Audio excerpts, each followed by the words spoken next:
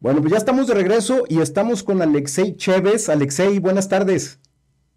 ¿Cómo está? Muy buenas tardes. Gracias por la invitación. No, hombre, al contrario. Alexei, me acompaña María Fernanda Navarro, va a estar conmigo en esta conversación.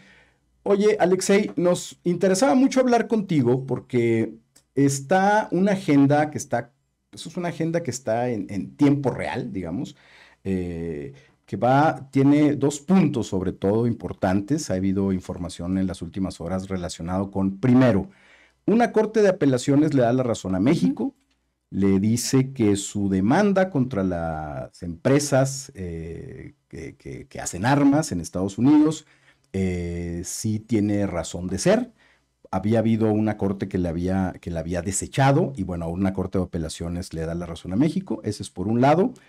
Por otro lado, en estas reuniones bilaterales que se están teniendo entre los gobiernos de México y Estados Unidos, surgió el tema que puso la Sedena sobre la mesa, donde se estaban utilizando armas de muy alto calibre, de uso exclusivo del ejército norteamericano, ya en posesión, ya en manos del crimen organizado en México. Son dos asuntos que están en este momento en la agenda muy calientes. El propio embajador norteamericano en México dijo, bueno, nosotros no sabíamos, nos acabamos de enterar por lo que dijo el secretario de Defensa, lo estamos atendiendo y pues asumiremos este tema a partir de lo que nos están diciendo.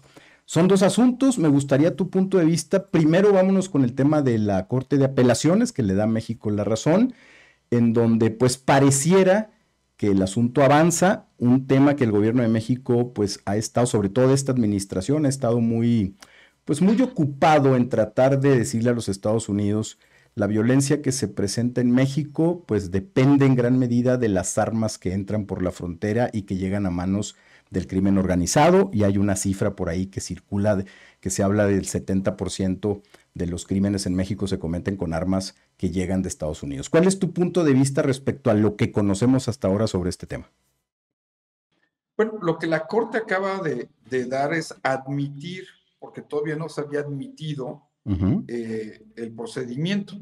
Esto contraviene la ley que es la Protection of Lawful Commerce Act del 2005, la cual protege a las compañías que venden armamento en los Estados Unidos. Hay que recordar que los Estados Unidos es el principal vendedor y fabricante de armas en todo el mundo. ujú, Entonces, esta ley norteamericana protege a los vendedores, las fábricas que venden armamento para cualquier tipo de demandas de esta índole. El gobierno mexicano muy inteligentemente está peleando esta particularidad diciendo que, bueno, que ellos están demandando por los crímenes que se cometen en México con estas armas. Este fue el resquicio legal que encontró la Secretaría de Relaciones Exteriores para plantear su demanda. ujú. Muy probablemente, esto es histórico, obviamente es una demanda que muchísimos países hubieran querido hacer antes por las situaciones que han vivido precisamente con armamento norteamericano. Es una demanda histórica. Muy probablemente va a ser desechada si es que se pierde en la Suprema Corte con el amparo a la Suprema Corte de Justicia. Hay que recordar que son tiempos electorales. Ujú, Definitivamente a Biden no le conviene antagonizar con el 60% de los norteamericanos que adoran y aman sus armas. Hay, una, hay un promedio donde el mayor número de armas por habitante es en los Estados Unidos, aproximadamente 300 armas por cada norteamericano, y son 300 y cachito millones de norteamericanos. Entonces, al presidente Biden definitivamente no le conviene en tiempos electorales antagonizar con esta medida. En caso de ganar, definitivamente tampoco lo haría. Y bueno, y si gana el presidente Trump, pues qué les digo, ¿verdad? ujú, ujú. Entonces, yo no tendría muchas esperanzas en este sentido. Definitivamente es una demanda histórica. Definitivamente puede sentar un precedente para otras ocasiones. Hay que decir también que la demanda mexicana no está peleada con la ley y la constitución de los Estados Unidos. Lo único que están pidiendo los gobiernos el gobierno mexicano es que se tenga mayor control sobre a quién se le venden Ujú. estas armas. Ok, Alexei, a mí me gustaría que nos regalaras un panorama, si es que nos los puedes dar, en torno a qué tan grave es la situación del paso de armas de Estados Unidos a México, porque bueno, me da la impresión que mucho también se ha querido pues señalar a este paso de armas de Estados Unidos hacia México como parte muy importante del problema de la violencia exponencial que hay aquí en el país. Bueno, esto es una historia de le voy a echar la culpa al vecino. Ujú. El gobierno mexicano, como lo habían señalado ustedes, acusa que el 70% de las armas que se decomisan o que se usan en México por el crimen organizado provienen de los Estados Unidos, y el 68% de estas armas de una serie de compañías que ellos establecen en la demanda. El gobierno mexicano está calculando que son aproximadamente 200,000 armas las que entran ilegalmente a México. Es un cálculo que no hay una base Ujú, ujú. exacta de por dónde salió el número o cómo se obtuvo este número, pero este es el número que están manejando ellos. Y, y bueno, ellos buscan 10 billones de dólares en compensación del gobierno mexicano por algo que definitivamente, desde la perspectiva norteamericana, pues ellos venden armas legalmente dentro de los Estados Unidos. Ujú. Ujú. Entonces, es mucho más fácil con estos números que ha tenido esta administración en materia de seguridad, culpar a otras administraciones, culpar a el gobierno de los Estados Unidos, culpar a los fabricantes de armas de los Estados Unidos, que ponernos a hacer nuestra tarea. Eso por un lado. Lo mismo ocurre viceversa con los norteamericanos, que culpan a los cárteles de la droga y a Ujú. los mexicanos sobre las más de 100,000 muertes por fentanilo sin que ellos se pongan a hacer su tarea, ¿no? Entonces, Ujú. definitivamente ambas culpas a ambas partes, la parte de las armas y la parte del fentanilo, son importantísimas para cada una de las naciones. Sí está comprobado que el uso de armas, de venta de armas automáticas en los Estados Unidos ha contribuido a aumentar la violencia, definitivamente, Ujú. pero pues lo que tenemos que hacer nosotros también es poner más ojo en nuestra frontera y intentar decomisar de este lado pues las armas que llegan y desarticular las bandas criminales que generan esta violencia, porque si no las obtienen de aquí, pues hoy hay una guerra muy importante en Ucrania y Rusia, pues las van a obtener de otro lado. O sea, definitivamente no es, el factor de dinero no es algo que detenga a los grupos criminales. Hay un tema también que se ha agravado en los últimos años, por lo menos lo hemos visto recientemente, se ha registrado en la prensa, que se han detectado talleres, no sé cómo llamarles, estos talleres donde se hacen adecuaciones a armas, digamos, a piezas de armas, donde incluso se están construyendo piezas de armamento y en donde se están fabricando, lo pondría entre comillas, armas, pero ya dentro del territorio mexicano. Ya hay registro de autoridades sobre este tema. Este es un tema, no sé si sea nuevo, Alexei, no sé si tú lo hayas registrado, el hecho de que en México ya haya este tipo de lugares donde estén generando ya armamento, en donde quizás solamente sean algunas piezas que se pasen de contrabando y aquí se armen y esté siendo también parte de las ametralladoras o de del armamento de alto calibre para los grupos del crimen organizado. Bien, eh, definitivamente no es nuevo. La Ujú. ATF tiene años hablando sobre esto. Se han detectado, de la última vez que tuve acceso a esta información con ATF, 7 talleres. Ujú. Los primeros se detectaron en Guadalajara, los segundos en la Ciudad de México. Es una información que tiene el gobierno de los Estados Unidos a través de la ATF. Ujú. Es una información que habla básicamente en un principio de armas grises. Sí. La ATF divide 3 grupos de armas principalmente, ¿no? Las armas normales, que son las que se pueden rastrear, que tienen un número de serie, que tienen un número de fabricante, etcétera. Aunque se ha borrado, bueno, estas armas se vendieron en algún punto la frontera de los Estados Unidos, se fabricaron en Estados Unidos, se importaron a México. Luego vienen estas armas de los talleres que se llaman armas grises. Estas armas se hacen con la compra de diferentes componentes, incluso hasta por correo, la importación ilegal de estos componentes, y que se ensamblan en México. Estas armas es muy difícil de rastrearlas porque es como un Frankenstein. Vienen de diferentes componentes usados o nuevos, y sobre todo para convertir las armas semiautomáticas que se compran en Estados Unidos en armas automáticas de aquí en México. Bien. Esto les da una capacidad para volverlas ametralladoras, cuando normalmente la mayoría de las armas que se venden en Estados Unidos son semiautomáticas. Ahora, viene una nueva categoría, que esto es lo verdaderamente preocupante, que son las armas fantasmas. Estas armas fantasmas se generan a través de impresoras de 3D. Estas nuevas armas que ya están en uso, ya se han detectado, ya están en los archivos de la Fiscalía General de la República y de la ATF.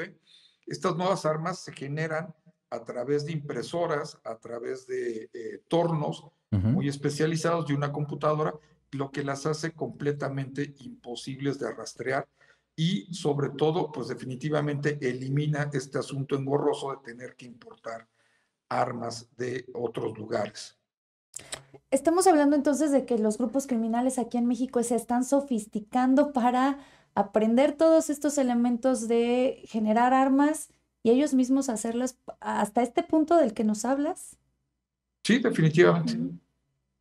Oye, Alexei, y hay otro tema también que está preocupando mucho en las áreas de seguridad, y queríamos tu punto de vista, es respecto al tipo de calibres que ya están en manos del crimen organizado. Hasta hace no mucho tiempo era el calibre 50, la Barrett, la que preocupaba mucho tanto a las áreas de seguridad que estaban en manos ya del crimen organizado. Las vimos en acción en tiempo real en 19 en Culiacán.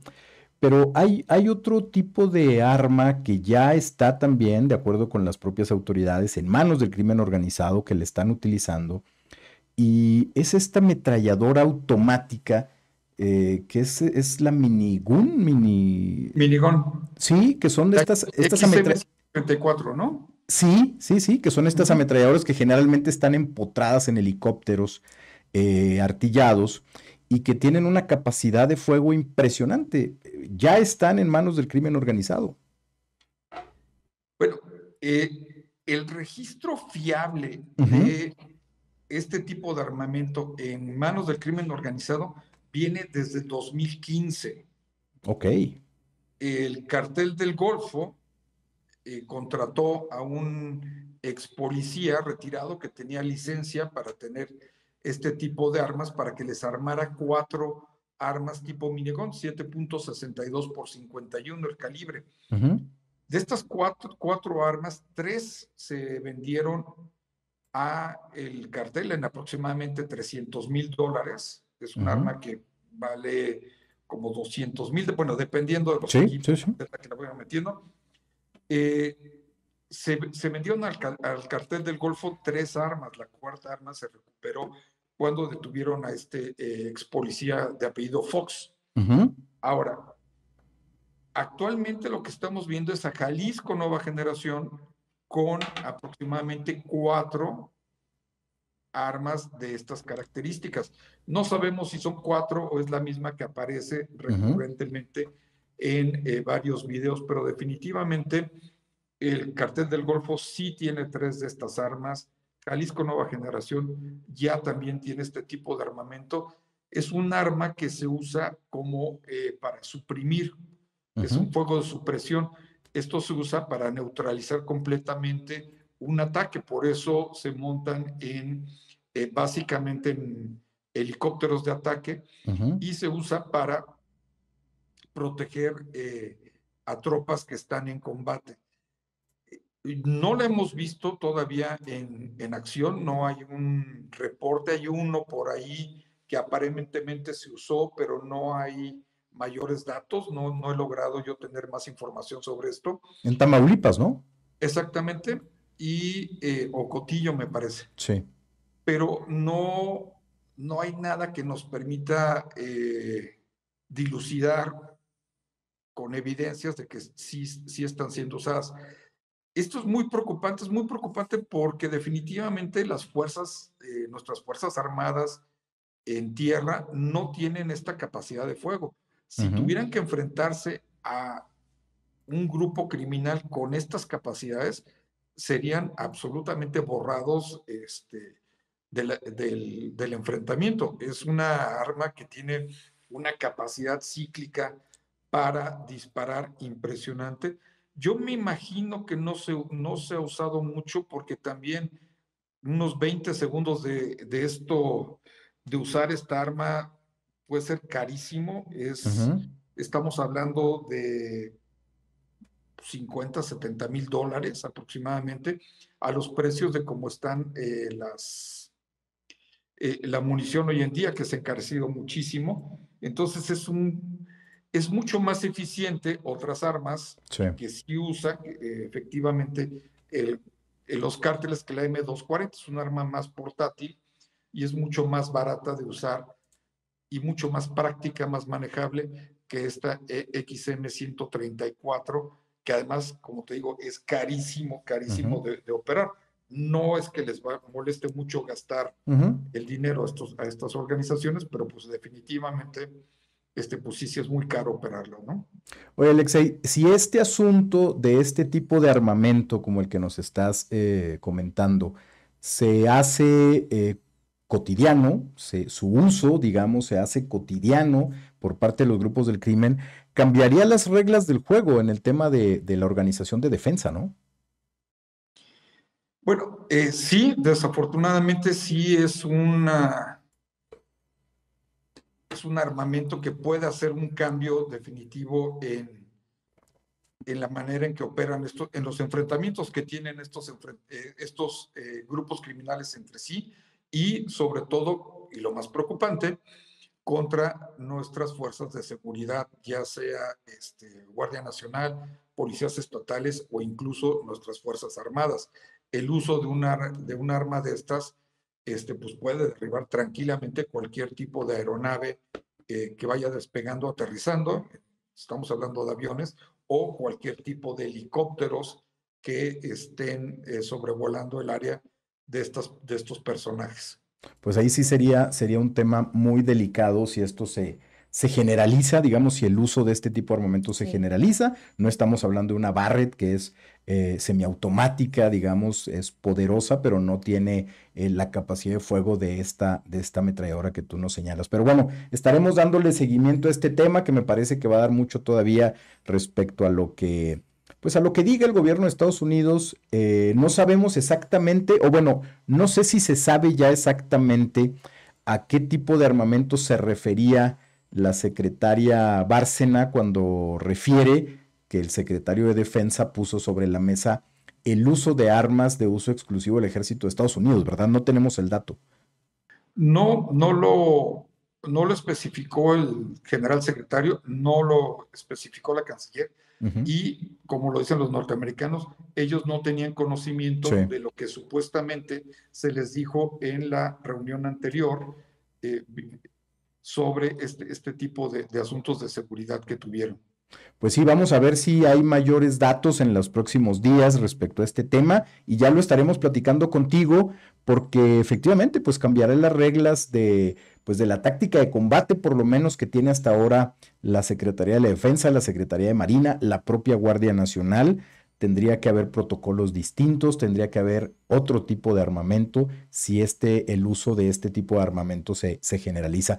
Por lo pronto, pues te agradecemos mucho, Alexei. Esperemos estar en comunicación en los próximos días para ver si hay más detalles al respecto.